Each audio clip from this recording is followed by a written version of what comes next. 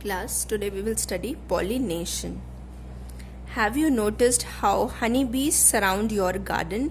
क्या कभी आपने देखा है कि honeybees मधुमक्खियाँ कैसे आपके गार्डन में आती हैं?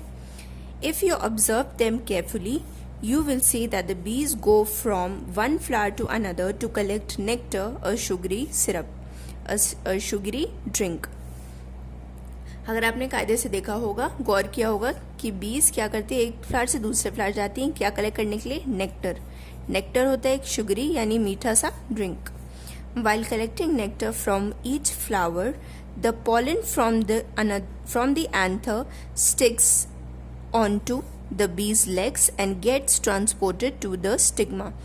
जब वो नेक्टर कलेक्ट करती हैं एक फ्लावर से दूसरे फ्लावर में, तो जो पॉलन होता है वो एंथर से स्टिक होकर के बीज के पैर पे चिपक जाता है, एंथर से बीज के लेग पे चिपक जाता है और कहाँ पे ट्रांसपोर्ट हो जाता है, कहाँ पे पहुँच जाता है? स्टिग्मा पे, उसी फ्लावर के. This leads to pollination. ऐसे ही पॉलिनेशन हो जाता है.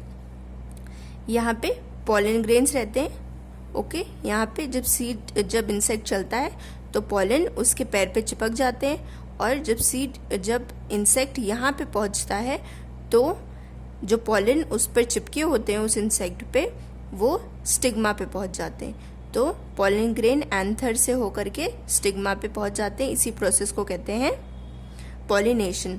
और इसके लिए कौन रिस्पॉन्सिबल था? Pollinating agent. पॉलिनेटिंग एजेंट वो जिसने हेल्प करी पॉलिनेशन में, तो वो इंसेक्ट हुआ पॉलिनेटिंग एजेंट, जिसने इस प्रोसेस में मदद करी पॉलिनेशन में.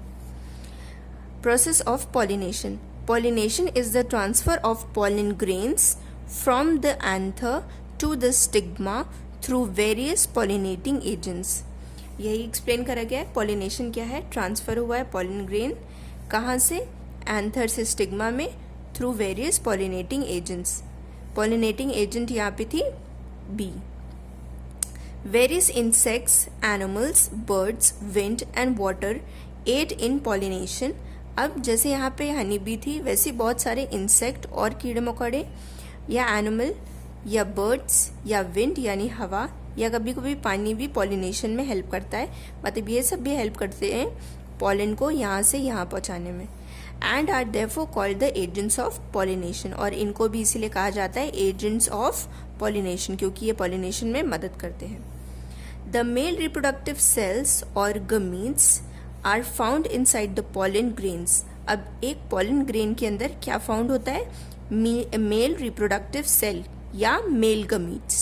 Okay, on the anthers of flowers. Anther के ऊपर मेल gametes मिलते हैं. The female reproductive cells or gametes are found in the ovules of a flower.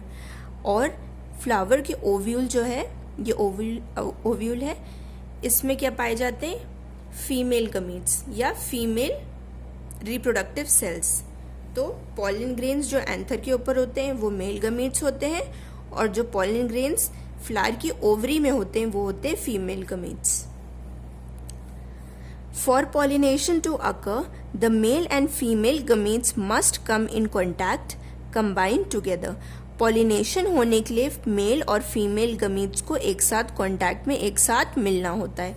यानी ये वाले पॉलन को ये वाले पॉलन से मिलना ही होता है, चाहे वो कोई भी एजेंट ऑफ पॉलिनेशन के थ्रू पॉलिनेशन हो. The agents of pollination help to transfer the pollen grains to the stigma. अब कोई भी एजेंट ऑफ पॉलिनेशन हेल्प करता है पॉलन ग्रेन ट्रांसफर होने के लिए एंथर से stigma. Okay, of the same flower, उसी फ्लावर के एंथर से स्टिग्मा में, या of the flower of different plant of the same variety, या वही सेम फ्लावर जो दूसरी वैरायटी का हो, या वही सेम फ्लावर जो वो दूसरी प्लांट का हो. तब अगर पॉलिनेशन होता है तभी पॉलिनेशन सक्सेसफुल हो पाता है. When the gametes meet, the fertilization occur. जब मेल और फीमेल gametes मिल जाते हैं तभी होता है fertilization. Pollination leads to seed and fruit formation. Pollination क्या करता है? उसी से ही आगे सीड बनता है और आगे फ्रूट्स भी बनते हैं.